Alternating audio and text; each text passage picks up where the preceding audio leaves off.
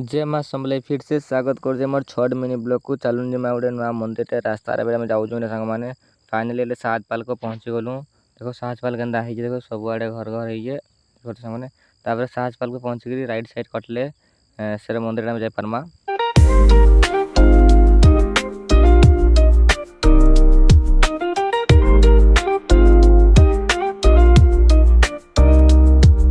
तापर साजपाल रास्ता काटिक आसले फैन एमती बाटे रास्ता पड़वा तापर आसिक फाइनाली मंदिर में पहुँची गलु सांग मैंने।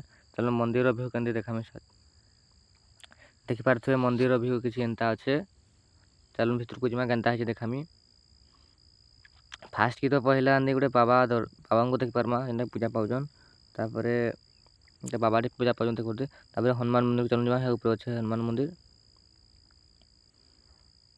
तारे पाँचरे एमती फलामा फलामा शायद 30टा पाँच हो पाखापाखि पाँच को जाकर भगवान को दर्शन करमा। वीडियो भल लगे लाइक कमेंट शेयर सब्सक्राइब करेंगे।